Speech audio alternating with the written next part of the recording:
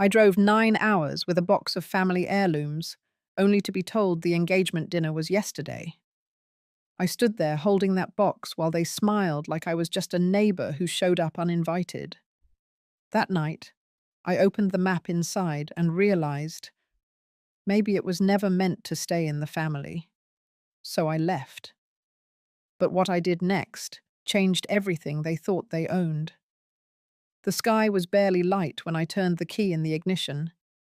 9 hours of highway stretched ahead, and my back already ached at the thought. But I felt steady and full of purpose.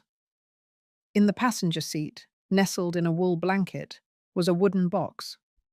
Inside that box were 3 hand-drawn maps, each more than 70 years old.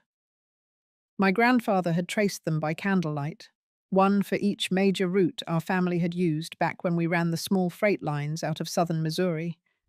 He passed them to my father, who passed them to me. I had guarded them like breath. Today, I was going to give them to my son. Miles always loved stories, loved hearing about our people, and how they found paths no one else could. When he was little, he'd sit on my lap and trace those same maps with his small fingers, asking me to tell him again where the river split, where the cotton used to grow, where his great-grandfather once camped. It had been a while since he asked for those stories. Still, today felt like the right day. His engagement dinner, a milestone, a beginning, a time to pass on what matters. I hadn't seen Miles in nearly 4 months. Our last call was brief, but his voice sounded rushed. He mentioned they were planning something small, just family. I hadn't pressed. I trusted him. I trusted my son. By the time I pulled into the driveway, the sun had slipped behind a wide bank of clouds. The house looked newer than I remembered, larger, colder. Renee, his fiancée, opened the door.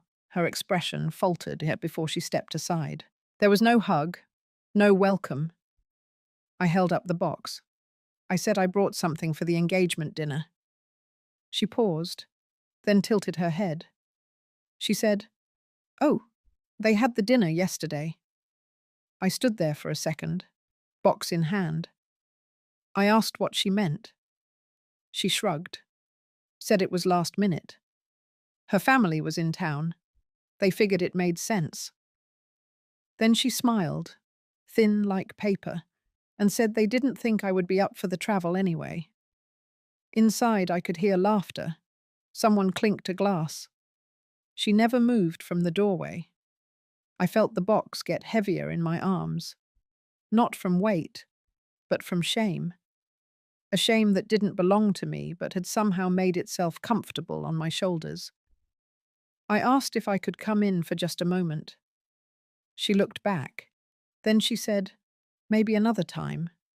They were still cleaning up. Too much going on. And then the door closed. 9 hours of driving. For that. I sat in the car for almost an hour. No one came out. Not Miles, not even a text. Nothing. The box sat between us, like a witness. I kept thinking back to when he was 8, when he cried because I wouldn't let him draw on those maps. He called them treasure. I told him they were history. Maybe they were both. Now they were just mine again. Eventually, I started the car and pulled away. There's a kind of silence that happens when someone closes a door on you without a sound. It's louder than shouting. He didn't raise his voice. He didn't even speak. But the silence said everything. I drove until the highway stopped feeling cruel, until the gaslight came on, until I could hear myself breathing without choking on disappointment.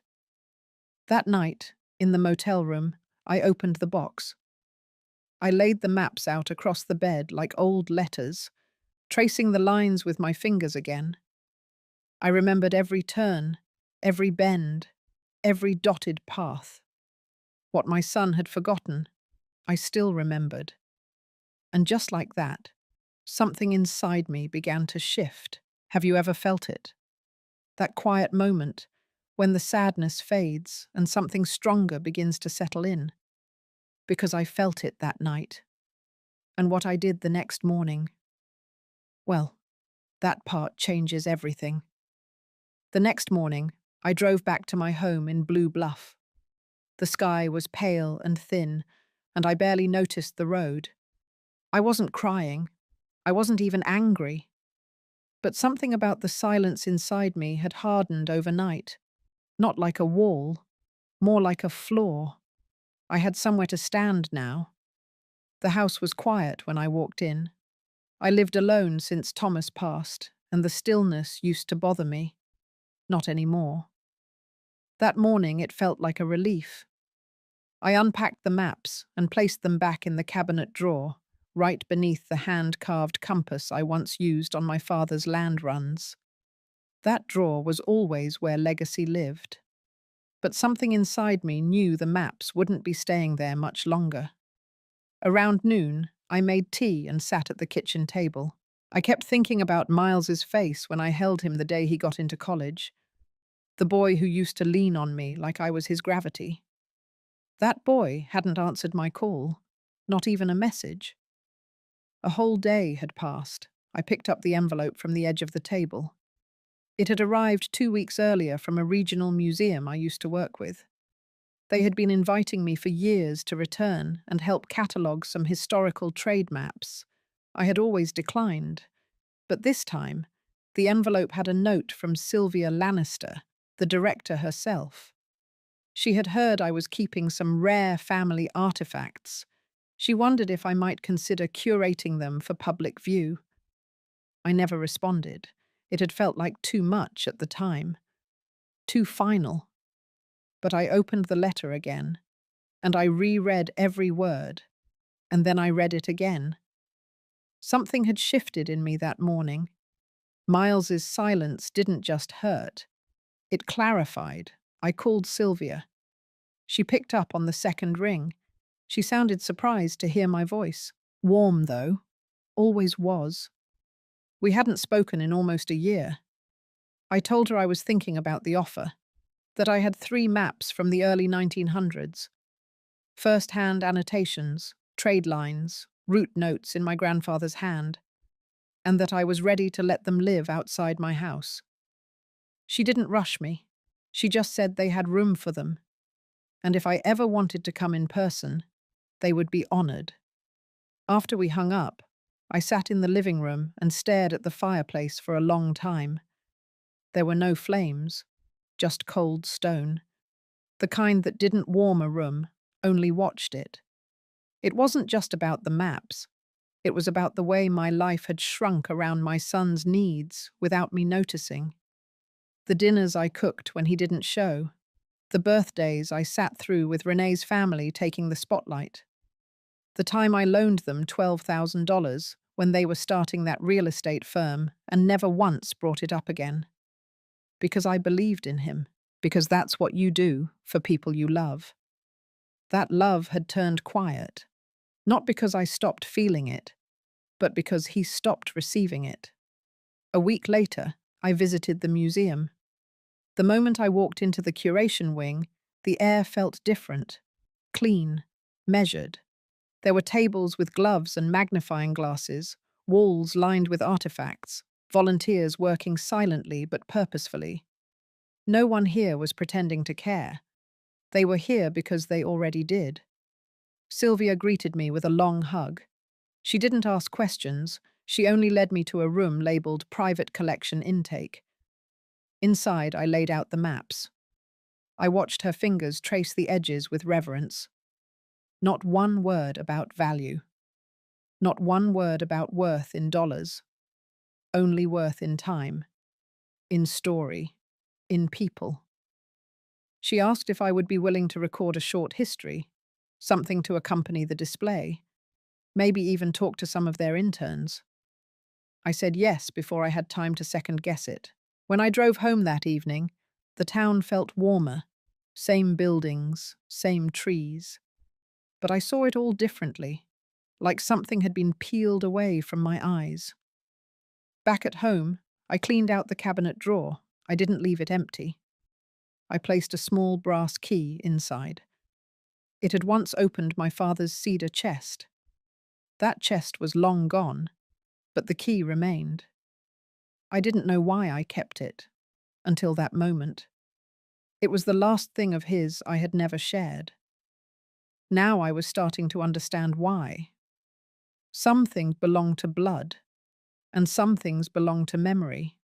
But some, like maps, like stories, like silence broken at the right moment, they belong to legacy. And I was done handing that legacy to people who didn't want to carry it. I didn't know what would come next. But for the first time in years, I wanted to find out. I went to take out the trash the next morning and passed by the small corkboard near my fridge.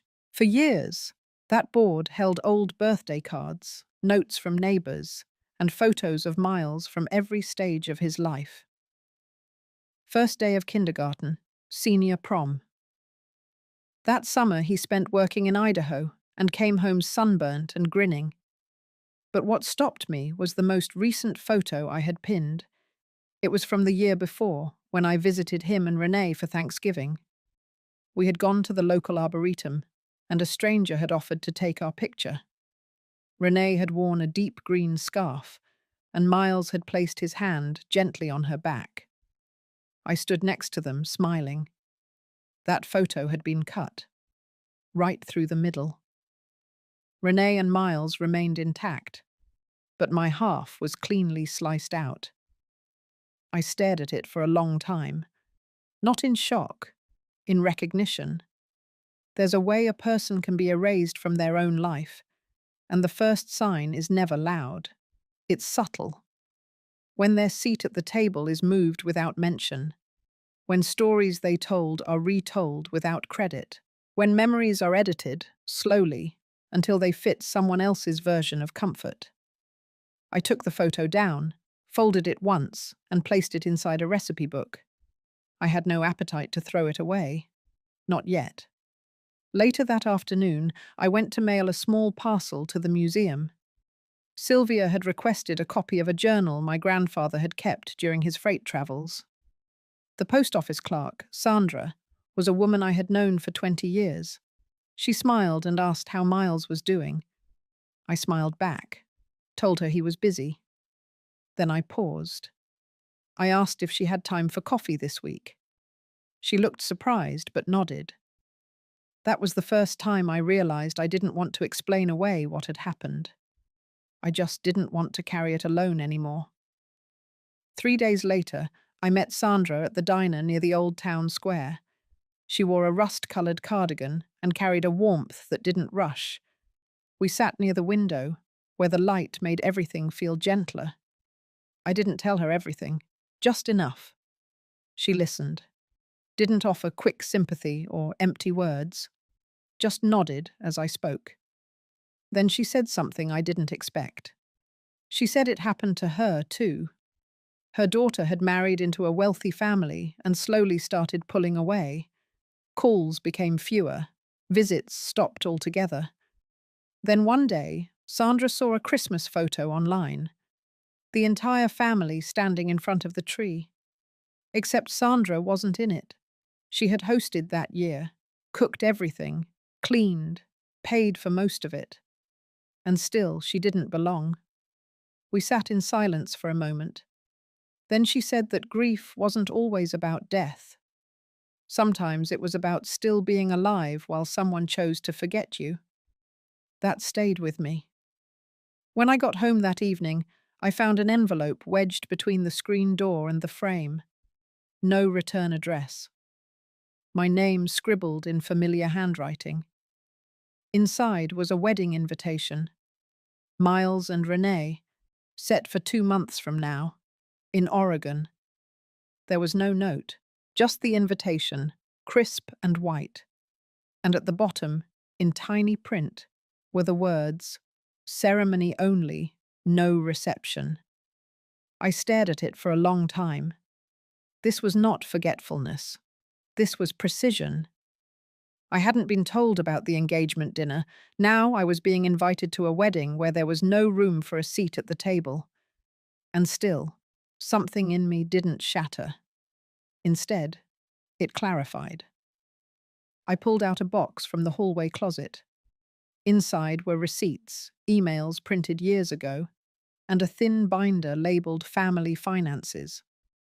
I had started that binder back when Thomas got sick to make sure Miles understood where things stood. Page after page, I reviewed what I had given him over the years. 2 loans. The first was $12,000 to start their first real estate flip. The second was $27,000 when they fell behind on property tax and nearly lost the house in Flagstaff. Both unpaid. Both undocumented. Because I trusted him. At the bottom of the stack was a copy of the title transfer for the lakeside cabin we owned. Thomas and I had signed it over to Miles 5 years ago, believing he would preserve it. But they had sold it 8 months later, used the money to invest in a renovation in Austin. I had found out through a friend who worked at the county office. I never said a word. Until now. I pulled out a fresh folder and began organizing the documents, not because I planned to fight, because I was done forgetting, done pretending, done letting other people decide the story of my life. By the time I finished, the sun had dipped low behind the pine trees. The kitchen was quiet again. But this time, it wasn't hollow. It was focused. And something in me had started to wake up. Not anger, not revenge, just clarity. And the quiet rhythm of a woman finally putting her own name back into the story, even if that meant writing it from the margins first. The next morning, I woke up earlier than usual. I didn't feel rested, but I couldn't lie still. There was a quiet tension under my skin, like something was waiting to be noticed. The house was still. Coffee brewed while the sun tried to rise behind grey clouds. I sat alone in the kitchen, staring at nothing in particular, until my eyes landed on the utility closet. That closet had been mine. Not just a place for old tools and light bulbs, but where I kept things no one else thought to ask about. I opened it slowly. My hand reached for the safe at the back, the same one Harold and I bought when we sold our first plot of land. It wasn't fancy, but it was ours, and we trusted it more than any bank. It took me a second to remember the combination, but my fingers didn't hesitate. Inside were manila folders, each thick with paper. Some were dusty, some were clean, but one in particular stood out. A small folder labeled Catskills. I opened it. Deed documents, handwritten notes. The cabin Harold and I had bought in upstate New York after my mother passed. It was a modest place, but it had meant something, a refuge, and it had always been mine, paid in full with my inheritance. Then I saw it. A new page stapled to the back, a transfer of title. The property had been moved into an LLC. Not just any name, it said Mile Wren Development Holdings. My hands froze. My eyes didn't. I read every word.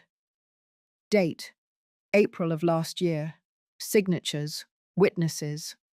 A notary I'd never met. And nowhere was there my signature. They had taken it, without a word, without asking. I didn't cry, not then.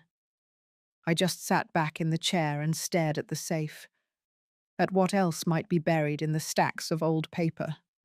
The shock ran deep, but beneath it, something else started to rise.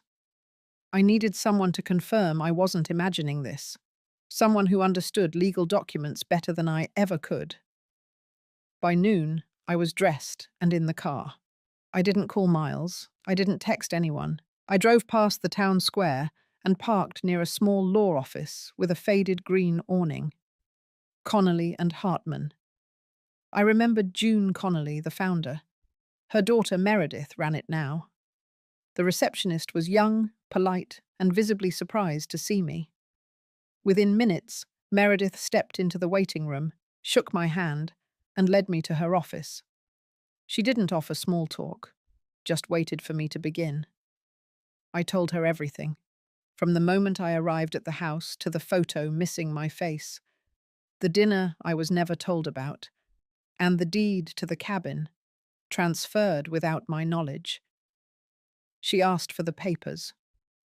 I handed them over. Meredith read in silence. Her face remained calm, but her eyes darkened slightly. When she finished, she leaned back and said she'd seen this before. Not the exact situation, but similar patterns. Quiet power of attorney documents. Elderly parents signed off of assets without full understanding. Properties moved into holding companies that quietly cut the original owner out. I asked what could be done. She said she would start by researching the LLC, finding out who set it up, when, and whether my name had been used legally. She would also look into any recent legal filings in my name, power of attorney, changes to estate plans, anything suspicious. I left her office with a file folder and her card. She told me not to speak to Miles or Renee until we knew more. I nodded. Back home, I took every document from the safe and placed them into a locked briefcase. I put that briefcase in my trunk, just in case. Then I called my accountant and my insurance agent. I asked questions I should have asked years ago. That evening, I sat on the porch looking out at the lake. I didn't feel angry, not even sad. I felt clear, and that clarity felt heavier than anything else.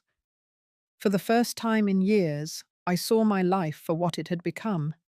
Not what I had hoped, not what I thought I had built, just what it was. I had trusted too much.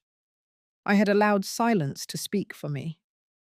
I had let people I loved make decisions for me without questioning their motives, but not anymore. That night, I went into the attic and found a box I hadn't opened in years. Letters. A map.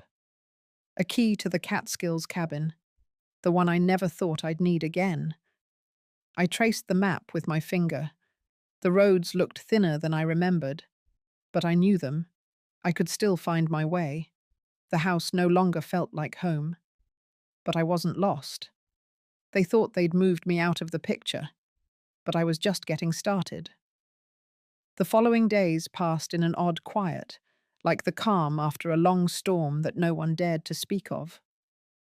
Renee and Miles seemed to assume my silence meant resolution, maybe even surrender. But I wasn't quiet because I was passive. I was quiet because I was watching. The shift in their tone toward me had settled into something cold and transactional. I wasn't invited to sit with them during coffee. I wasn't included in calls with the wedding planner. Even the dog, Finn, had stopped curling at my feet. He had started sleeping outside their bedroom door. I didn't try to change it. I used the time to organize the rest of the paperwork from the safe, grouping everything into labeled folders. Old investment records, bonds, certificates of ownership for our previous land sales. And tucked away in one of the older envelopes, I found something I hadn't expected. A copy of Harold's last letter to me. It was handwritten in blue ink, dated 3 weeks before he died. I remembered now. He'd placed it on my bedside table and told me not to open it until I felt I needed to hear his voice again. He had written about the cabin, about the way I always lit the fireplace just before the sun dipped behind the hills, about the summer we painted the shutters green and danced barefoot on the porch after finishing the job. But near the end, his tone changed. He warned me that people, even those we love, can lose sight of what matters when money or power enters the picture. He told me not to doubt my instincts, and most importantly, he wrote this: "You are the steward of what we built. Protect it, even if that means walking away from those who don't deserve it." I folded the letter back up, slid it into my coat pocket, and sat in the stillness of the kitchen, listening to the clock tick, as if marking down the time I had left before everything changed. The next morning, Meredith called. She had looked deeper into Mile Wren Development Holdings. The LLC had been formed 5 months prior to my arrival, using a P.O. box in a nearby town. The signatory listed: Miles. The manager: Renee. My name was nowhere. Worse, Meredith found that the cabin property had been used as collateral on a short-term business loan. They had leveraged it to secure a down payment on a property I had never heard of. A commercial lease agreement tied to a venture in restaurant development, one that apparently was already in trouble. I didn't respond immediately. My hands felt numb, not from shock, but from confirmation. They had gambled something sacred, something meant to outlast both of us, in a scheme they never even bothered to share with me. Not only had they hidden the truth, they had used my trust as a platform to reach further than they ever should have. That evening, Renee stood at the stove making something that smelled like rosemary and lemon. Miles was reviewing emails at the dining table. I came in carrying a box. It was filled with framed photos, ones I had removed from the upstairs hallway. Photos of birthdays, vacations, cookouts. All of them had something in common. They had my face in them. I placed the box gently on the table. They both looked up. Neither said a word. I spoke clearly, my voice steady. I told them I'd be taking a trip upstate for a few days. I didn't elaborate. I didn't invite conversation. I simply said I needed time away. Renee asked if I'd be back for the wedding weekend. I said we would talk when I returned. I packed that night. 1 bag, 2 sets of warm clothes, the briefcase with every legal and financial document I had, and Harold's letter. I left early in the morning before the sun rose. I didn't leave a note. I didn't look back. The roads toward the Catskills felt narrower than I remembered, but my hands moved with a sense of memory and certainty I hadn't felt in years. The trees were beginning to turn. Crisp air slipped in through the window. When I arrived, the cabin stood exactly as it had decades ago, weathered but strong. The porch creaked under my steps. I unlocked the door and let the dust greet me like an old friend. Inside, I lit a fire, opened the windows, and breathed. For hours, I sat with nothing but silence and the warmth of the hearth. There was peace here, the kind you only recognize after you've been starved of it for too long. That night, I slept more soundly than I had in months.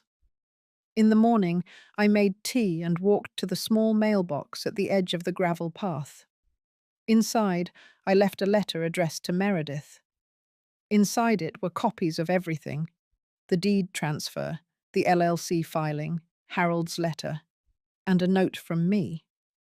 I asked her to move forward with a formal complaint. I asked her to prepare the necessary documents to dispute the legitimacy of the property transfer.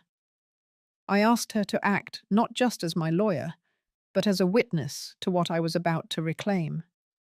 Because this wasn't just about land. It wasn't about money. It was about something much older and more fragile. It was about dignity, and I was done giving mine away.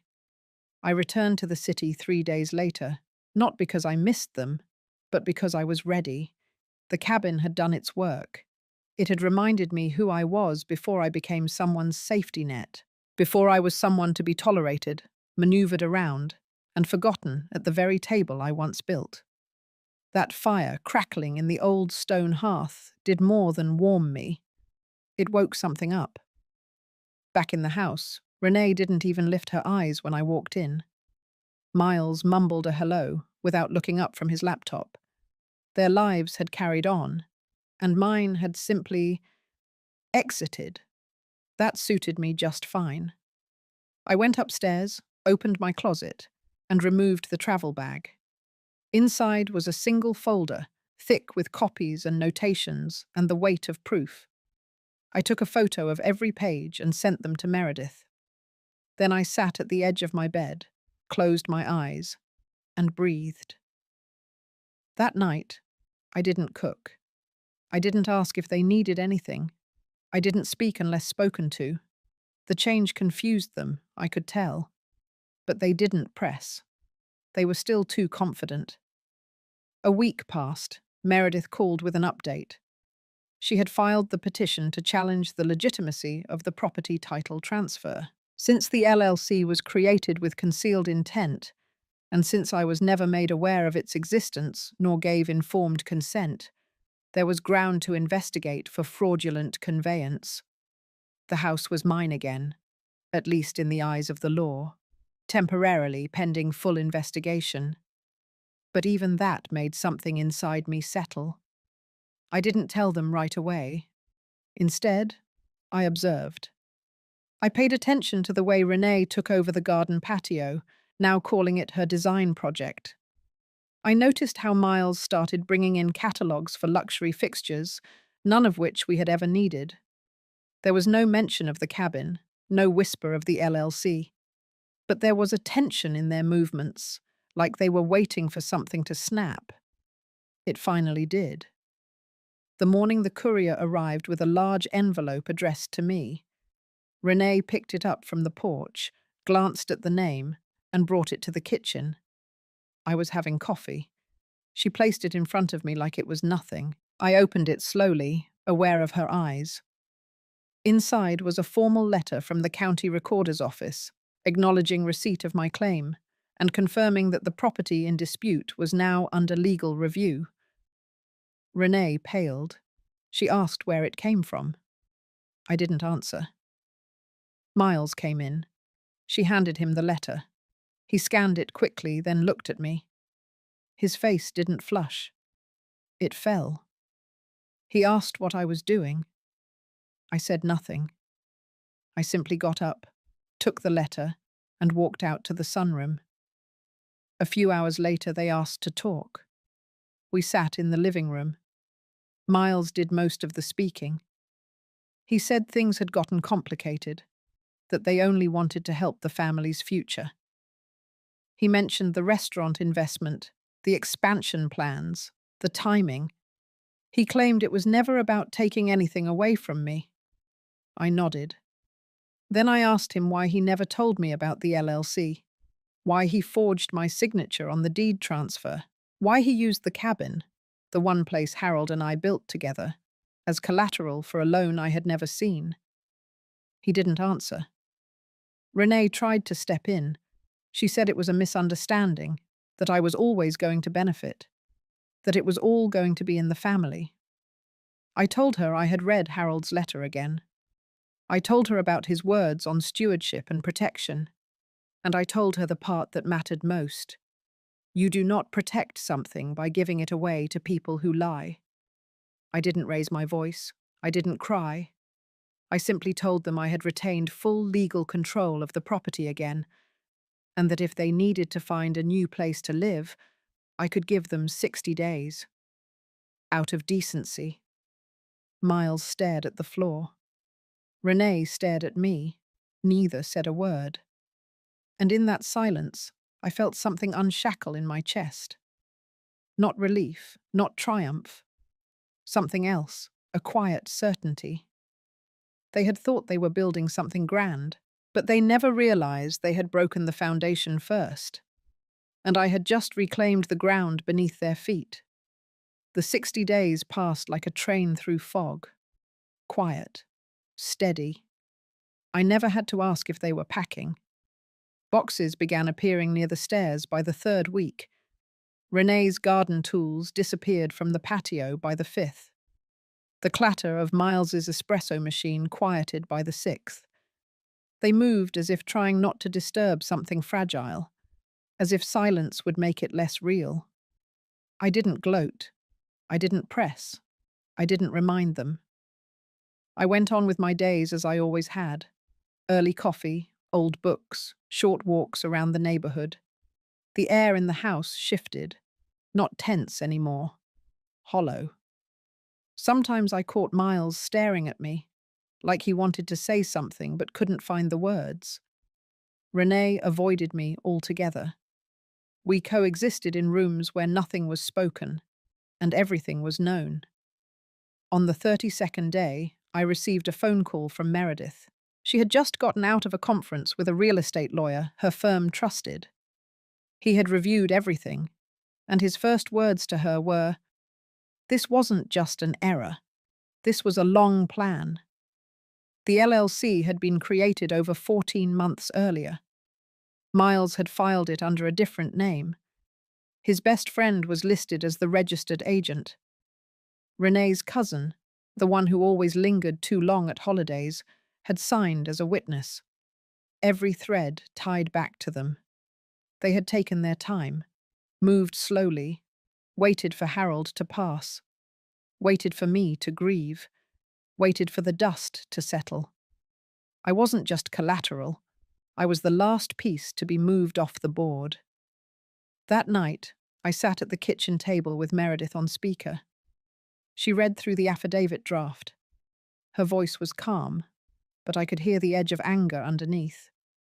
She said we could file to reclaim full ownership of the LLC assets, to dissolve the fraudulent transfer. She said we had a case not just for property recovery, but for punitive damages.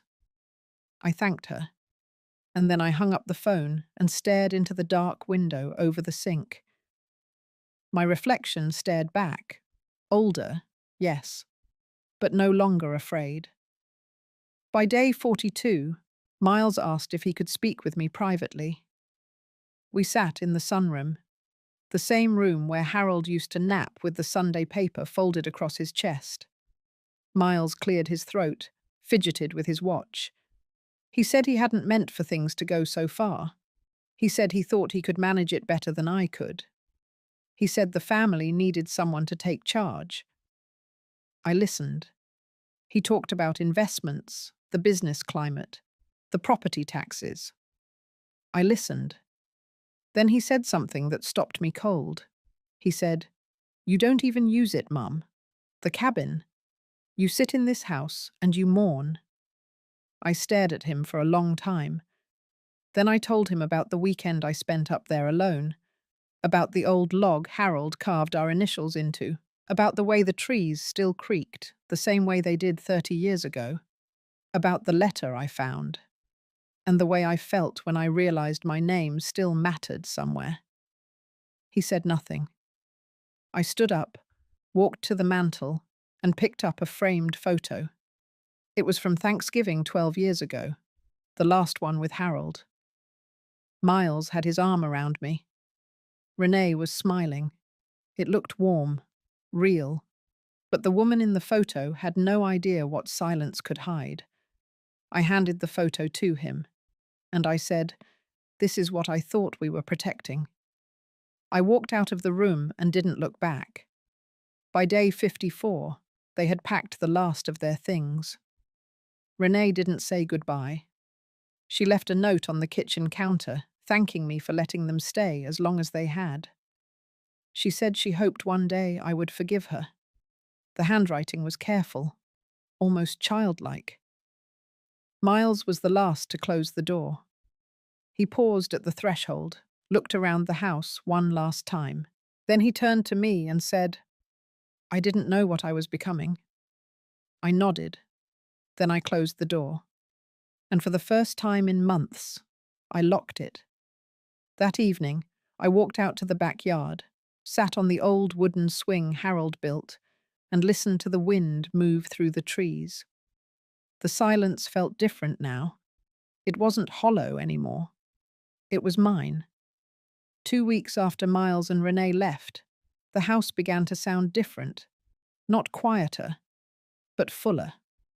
The silence now had a rhythm, like the ticking of Harold's old clock that I'd restarted, or the distant shuffle of squirrels on the porch roof in the morning. I had space again. Space that wasn't haunted by tension. I started reclaiming corners of the house I hadn't touched in years. The sewing room, not for stitching, but for sorting old letters and clippings I had meant to organize. The attic, where Harold's war journals still sat untouched. Even the basement pantry, still lined with jars of pickled green beans and tomato sauce, some of them likely too old to eat. but filled with memory. But peace doesn't always last long. It was late Thursday morning when the knock came. I wasn't expecting anyone. I figured it was a delivery. But when I opened the door, I didn't see a package. I saw Gwen, Harold's cousin. We hadn't spoken in years, not since the funeral.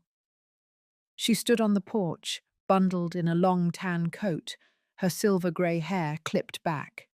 She looked smaller than I remembered, and older too, but her eyes hadn't changed. Sharp, unblinking. I stepped aside and let her in without a word. She didn't sit. She stood in the center of the living room, glancing slowly around. Then she said, "You know I always liked you more than your sister-in-law." I let out a quiet laugh.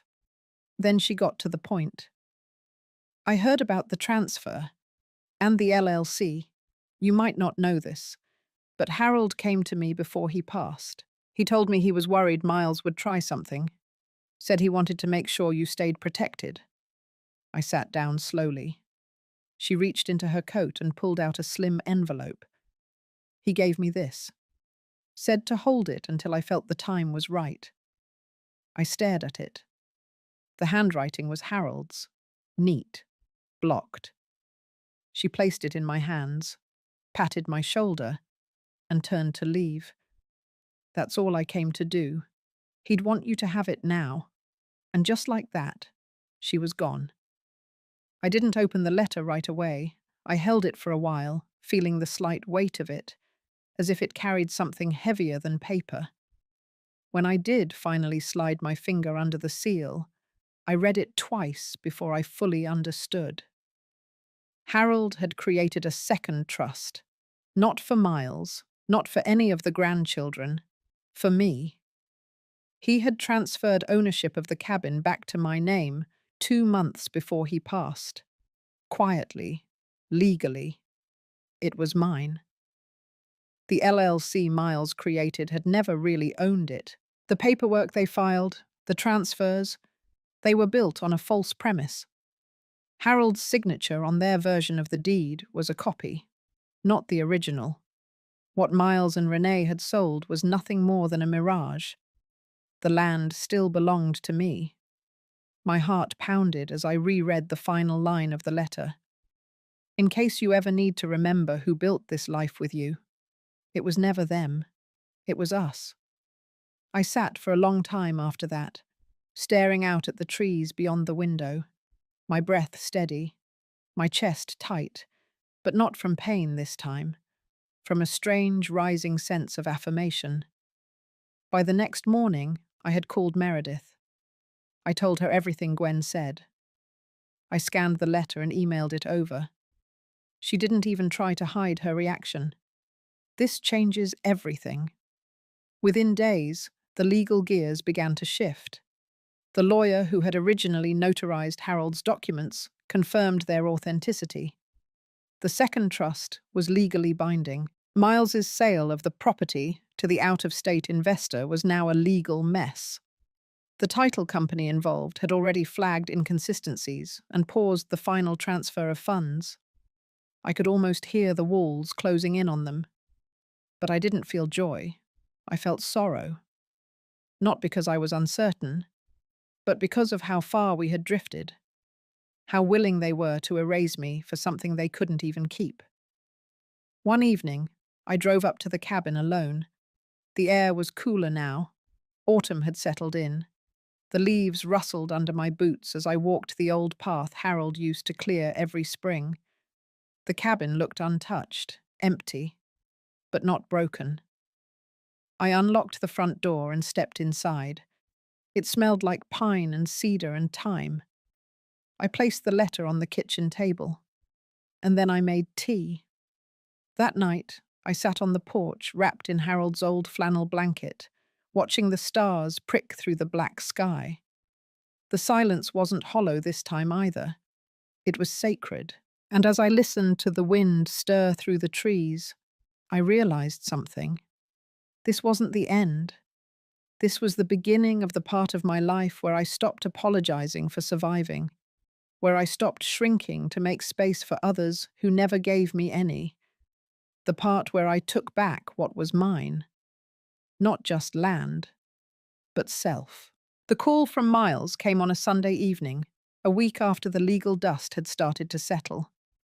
I was sitting at the kitchen table, sorting Harold's old photo albums into two piles, ones I wanted to keep out, and ones I was finally ready to put away.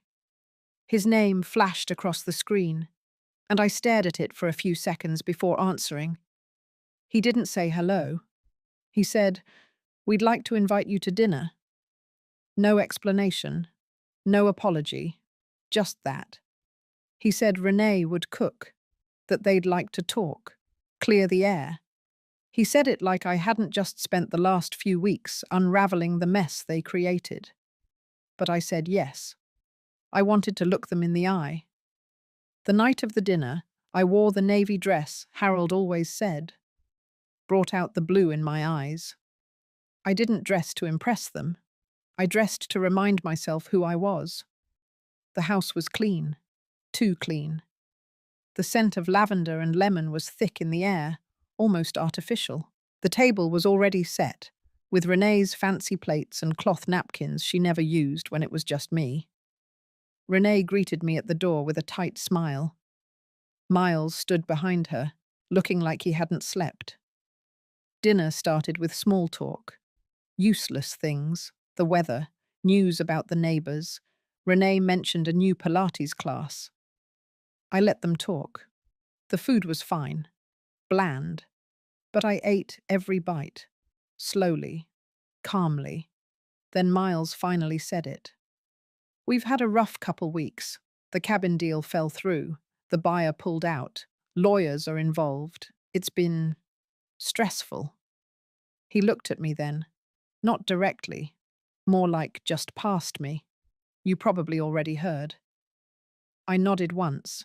Then he said, "We wanted to let you know we're ready to move forward, to put this behind us, as a family." It was Renee who added the last part. "You're still welcome here," like she was extending some kind of grace.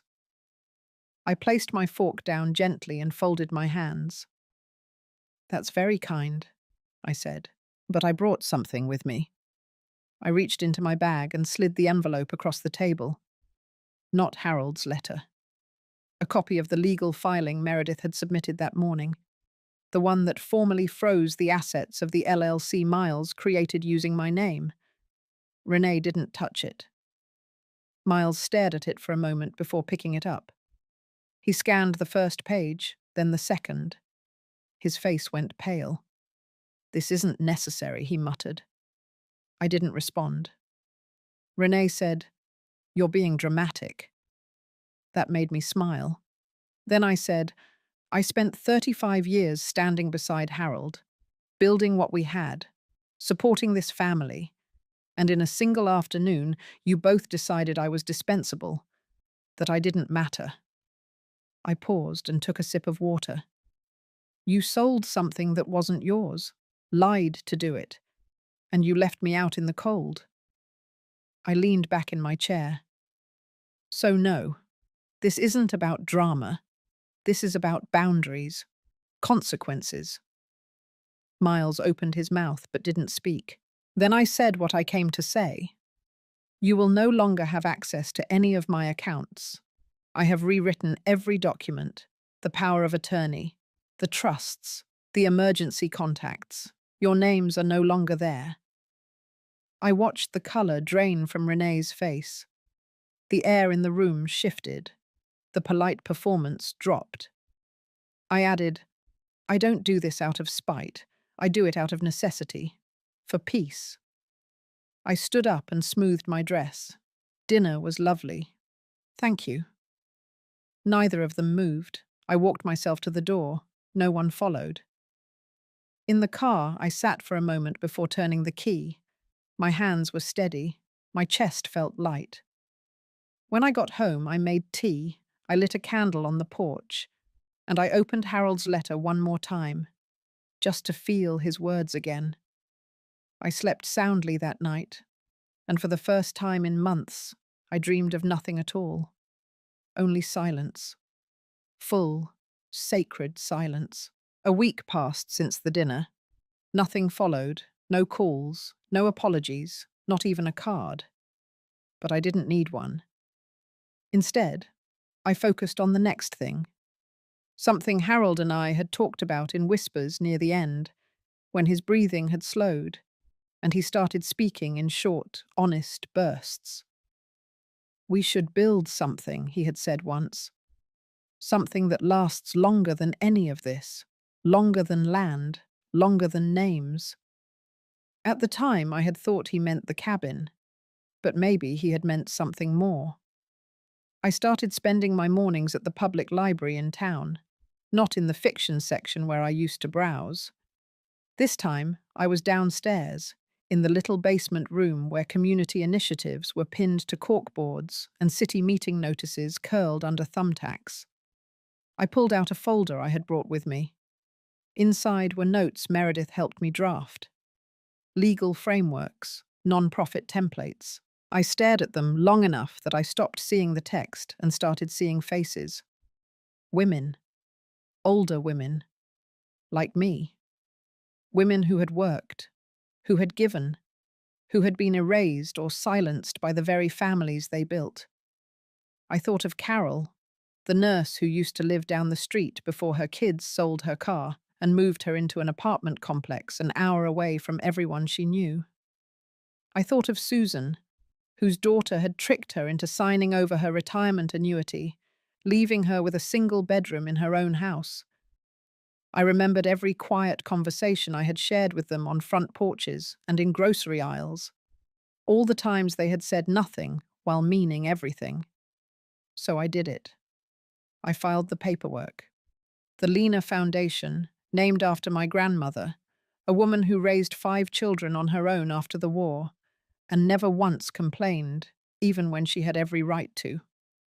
The mission was clear: to educate and empower women over 60 who faced financial and emotional manipulation from their families, to provide legal clinics, skills workshops, and housing assistance, to create something that let them reclaim the life they thought had already passed them by. Meredith introduced me to a retired accountant named June, who offered to help pro bono. June had once been pushed out of her own practice by her sons. She worked with precision and zero tolerance for nonsense. Then came Ellie, a widowed real estate broker, who had lost her home when her stepson forged her name on a refinance application. She helped me scout a small office space right next to the bus station, easy for anyone to reach. Word spread quickly. At first it was just nods from older women at the diner. Then came folded notes, slipped into my coat pocket at church. Handwritten letters with no return address. Short. Raw. Brave. I read them all. I remembered them all. One letter came from a woman named Judith. She wrote, "I gave everything to them, and now they say I imagined it all. I don't need much. I just want to feel like I exist." I carried her words with me for days. We hosted the first workshop on a rainy Saturday.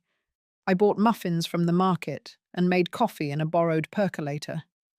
6 women came. One cried before we even began. Another brought a stack of unopened bills she had been too afraid to read. I didn't stand at a podium.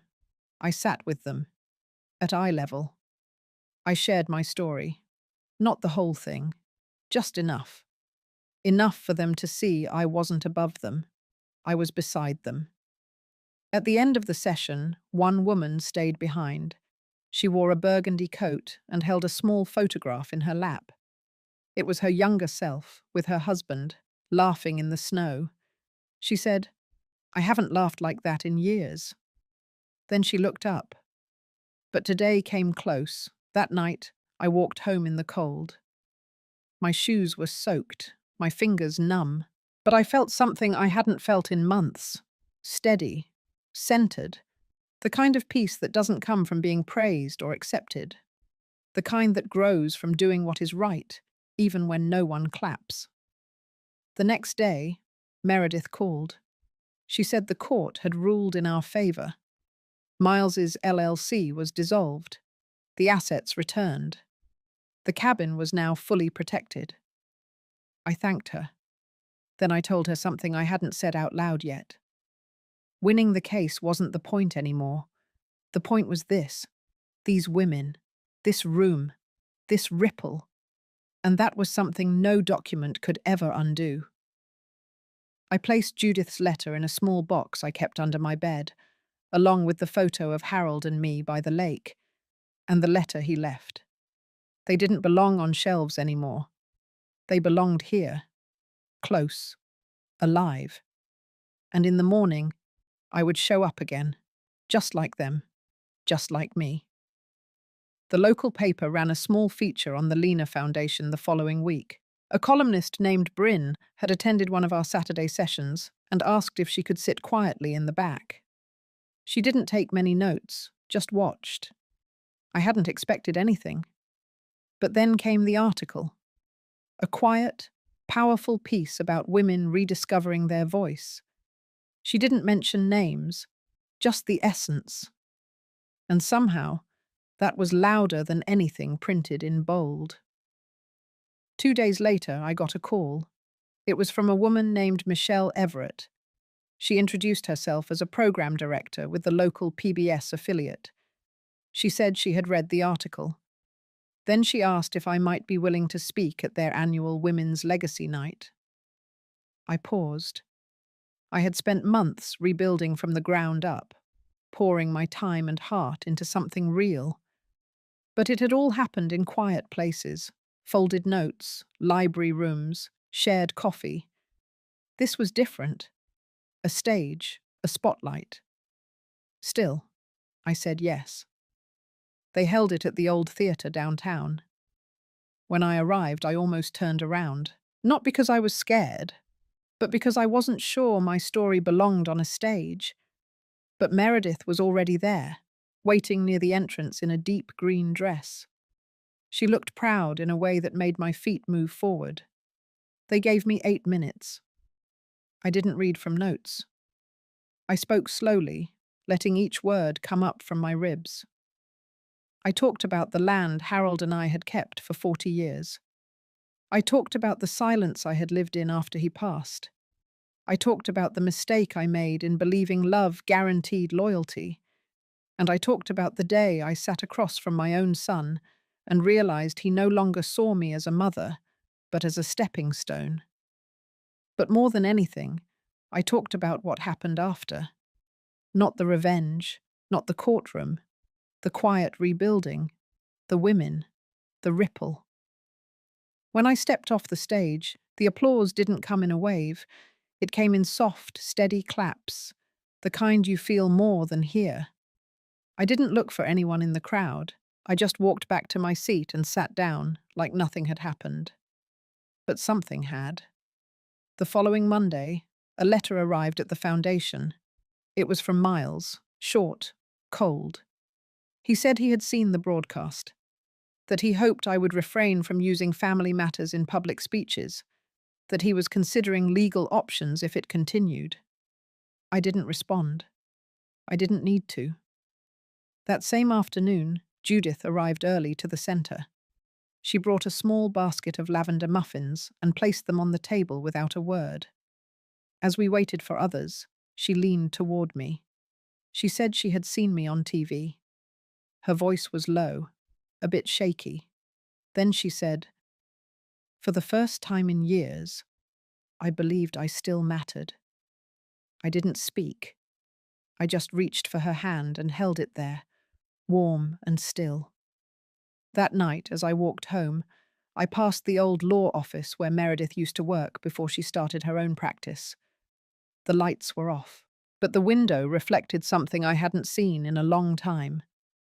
Me. Not the woman bent by grief, not the mother shamed in her own home, but the one standing now, steady, whole. The truth was, I had already won, not in the court, not in the papers, but in every letter, every workshop, Every woman who walked through our door, unsure and left a little taller. The final transaction had already happened. They took the land. I gave away the legacy. And what I got in return was a life. Unapologetic, unedited, unclaimed. And that, no threat, no letter, no silence, could ever take back. The morning light through my window didn't feel any different. But I did. It wasn't a grand realization, more like a stillness that settled into my bones. For the first time in years, I didn't wake with a list of things to fix, people to protect, or silence to swallow. I simply got up and made tea. Outside, the leaves had started to shift color. The reds and golds came early this year. I sat on the porch, wrapped in Harold's old cardigan, and watched the breeze carry pieces of the past into new directions. There had been no reply to Miles's letter, and I knew there wouldn't be. I had nothing to defend anymore. What I did have was a waiting room full of women by 10 o'clock, each with their own battles and betrayals, some louder than mine, some buried deeper. They came with notebooks and paper cups, and the kind of weariness that only other women could recognize. They didn't come to hear my story. They came to remember their own. And that, I realized, was the point. The last time I saw Miles, it wasn't at a trial or on a news clip. It was a grocery store parking lot, 3 weeks after the PBS event. He looked thinner, not unhealthy, just small. He glanced at me. I nodded. He looked away, and that was it. No words, no apologies, just space. Sometimes silence is a sentence. Later that week, I visited Harold's grave. I hadn't been back in months, not out of anger, but because I no longer needed to speak to the stone to feel him. I brought a sunflower from the foundation garden and tucked it into the grass. Then I stood there, eyes closed, and let everything go. The ranch, the courtroom, the documents, the years I spent begging to be seen inside my own family. Letting go doesn't always feel like freedom. Sometimes it feels like grief walking itself home. But standing there, I wasn't angry. I wasn't bitter. I was just me. A woman with lines around her eyes, stories under her skin, and a quiet victory in her chest. That night, I locked up the center and walked the long way home. The air was cool, the streets empty. I didn't need company. I didn't need recognition. I had already received what I came for. Peace. Not the kind that comes from winning, the kind that comes from not needing to win anymore. They thought they could erase me from a will, from a home, from memory, but I had rewritten myself into something they could never touch. Legacy isn't what you leave in a vault. It's what you leave in people. And mine was just getting started. If you've ever felt like your voice was pushed aside, like your worth was tied to someone else's approval, I want you to sit with this story a moment longer. What would it look like to reclaim your peace without asking permission? If this touched something in you, you're not alone. Share your thoughts below. Someone else might need to read your words tonight. Let's keep the conversation going. For every woman rebuilding quietly, just like Lena,